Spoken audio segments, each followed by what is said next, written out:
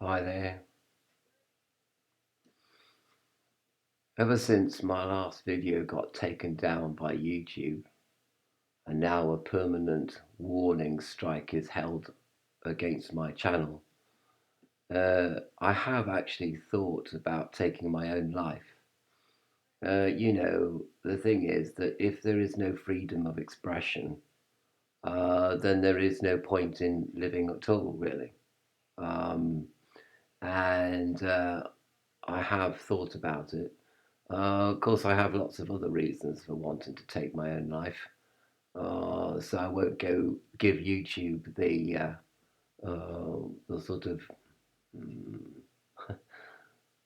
I don't know, the kudos for being the only factor that makes me take my own life.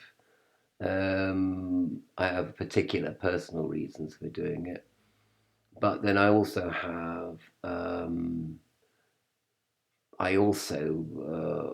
fed up with humanity and fed up with this world and fed up with myself, really. You've got all this things that I want, things that I hold on to, things that I want more of.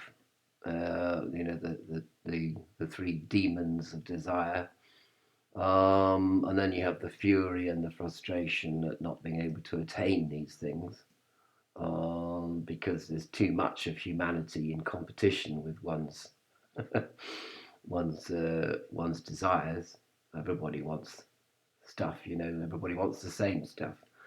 That's the problem. I suppose the trick is to find stuff that is not much in demand, but usually that's sort of quite criminal and and violent in nature. But then there's a lot too much of that around as well, so even that's not much point. So the fury and the frustration and the haves and have mores and holding on to what you have. And then there's the great fear, the fear of death itself, and the fear of loss, and the fear of being alone. And that, I suppose, the fear is what keeps one from, jacking it all in, really, I suppose, is the primeval fear of death. I suppose, technically speaking, it's not a fear of death, it's a fear of dying. And there are lots of different ways of dying. But I suppose to find the most painless way, where you just simply go to sleep and never wake up, that's certainly, I suppose, nothing then to be afraid of. So then I suppose there is an element of being afraid of death. My mother, who passed away recently, last year when she was 95, she said to me that, that she wasn't afraid of death at all. And sometimes she could be incredibly logical, a person as well. She simply said that, well, she said, if there is nothing more after death, then it's like going to sleep, and never waking up. And I say amen to that. And recently, I went to sleep in the afternoon, and I woke up, and I really didn't want to come round again. I really didn't want to be awake. And I just thought to myself, wouldn't it be great not never to wake up, and to be at peace with the universe instead of being at war with it? And that will be like, it'll be great. And if everything is the same in 100 years' time, meaning that it doesn't matter what we do or think or believe in, or metaphysical speculations, then it would be like the end, and there would be like peace, forever for oneself. And I suppose, you could say, well, within this sigil, if you like, of things that we want, etc., things that frustrate us and make us furious, things that make us fearful. There is the here and now, which which I've also put in a poetic form, which I might upload if I can be bothered to. There's been loads of stuff I wanted to upload, but I haven't really bothered to. I mean, the desire to upload material to this network, and this network, don't forget, is actually dependent on people supplying them with free material, free editorial content, so that they can make money off this content with their advertisers. But I suppose they have so much advertising revenue that they don't really need, I don't know, the 15-20% of editorial content which comes their way. They're probably quite happy with the 80% of the content that they do have, making the money for the little kiddie widdies and their little computer games that they like to play. And that's literally about it, like, and the little techie nerds. And they obviously are in the AB market. They are young, upwardly mobile, they have jobs. So they don't really care too much about anybody else of their customer base. They can just make loads of money off that particular customer cash. Good on them. There's a here and now, but the here and now is only a temporary thing, like everything is temporary in this world. Nothing is permanent.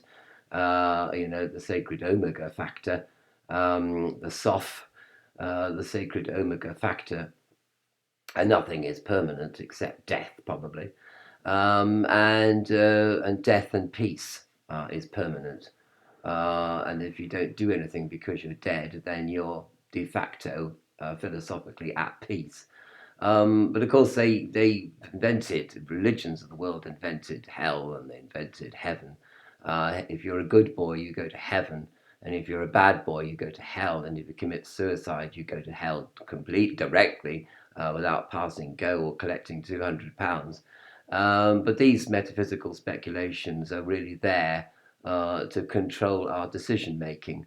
Like YouTube has taken it upon itself to control the content of my channel and of other people's channels as well. And there's another guy called Drake, Blue Drake, I think his name is, and he was talking about his gaming channel, which he's got, and the fact that YouTube demonetized his videos with such alacrity that he can no longer make any money out of his channel.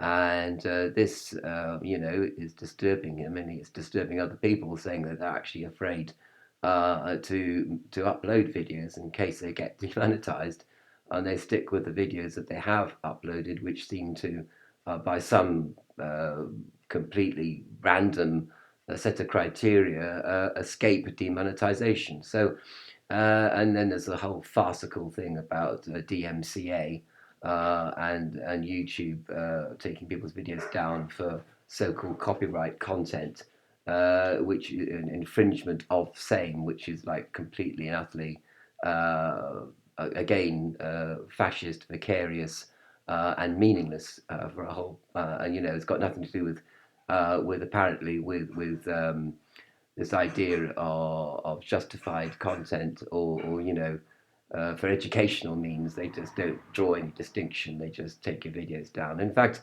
it seems to me that YouTube really don't want content, actually. Anyway, be that as it may, I think that,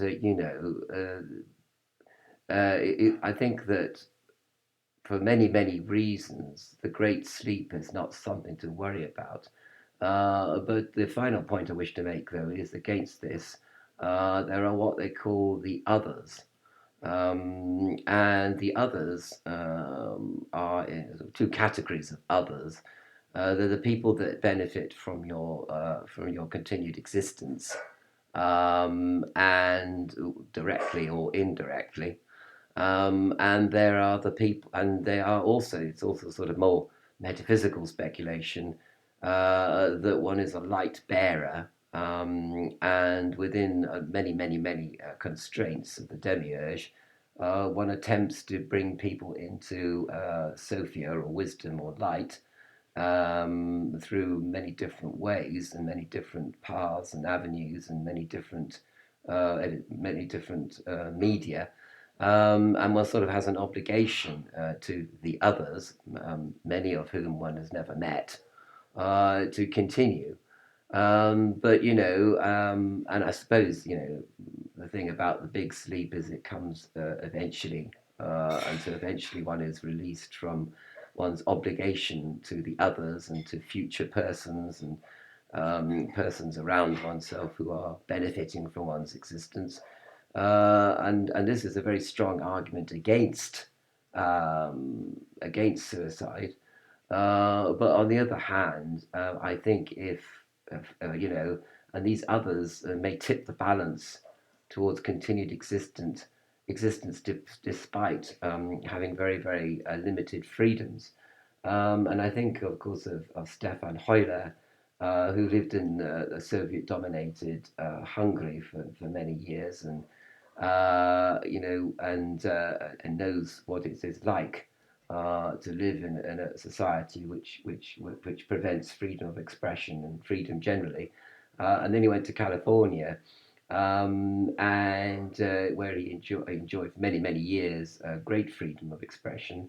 Of course, he himself says that freedom is a two-edged sword, and you get a lot of people who frankly don't deserve to be free.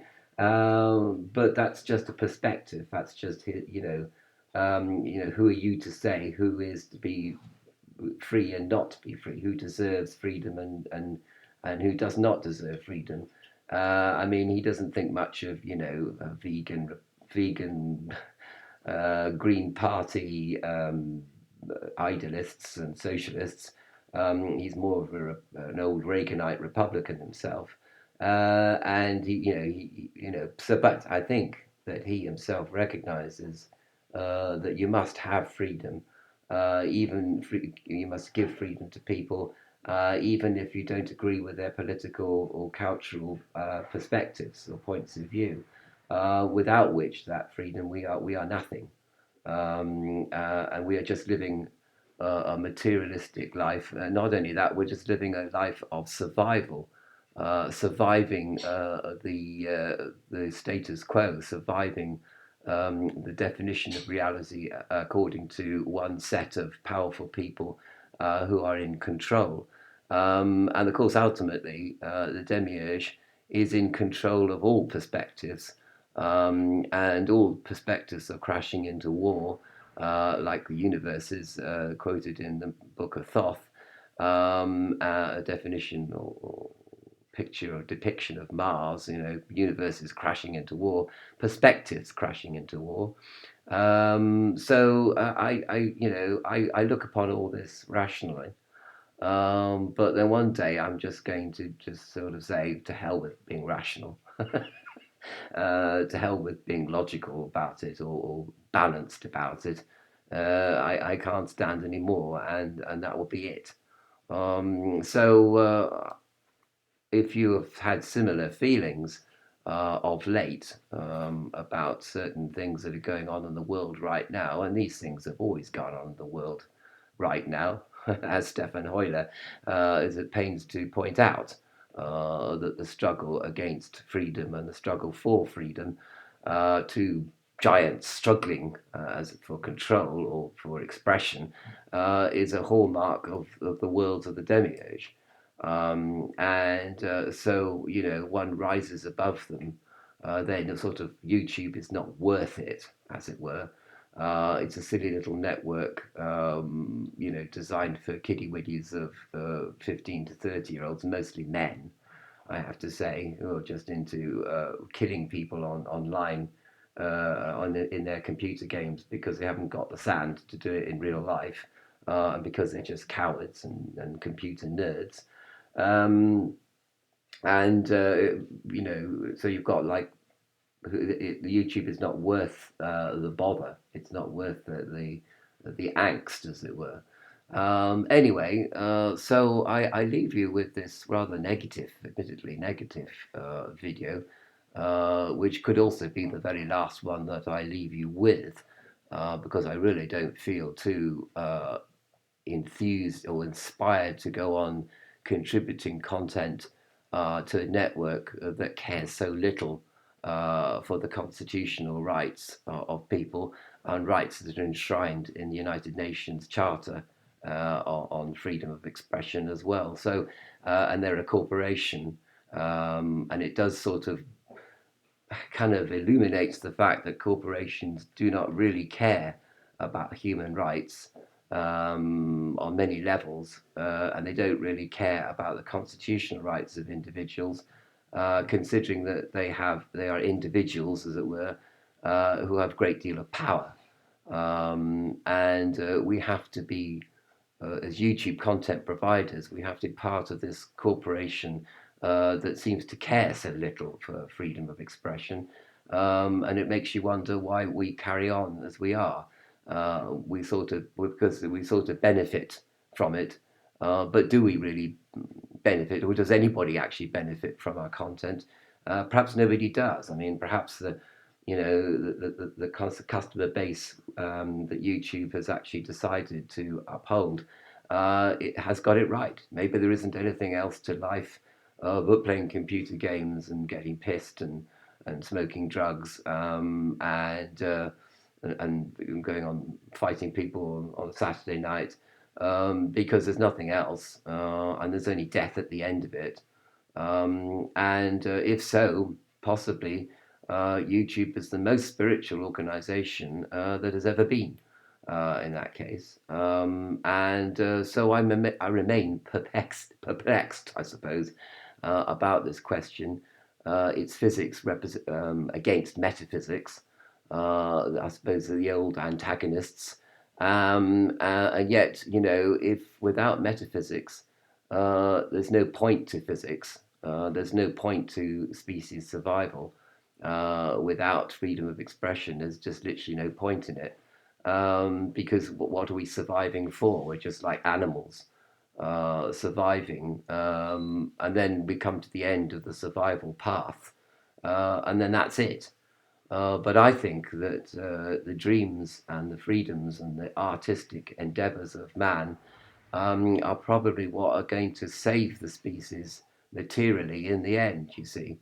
So, in fact, people, the materialists of this world, are really going to, in the end, destroy the species on the physical level.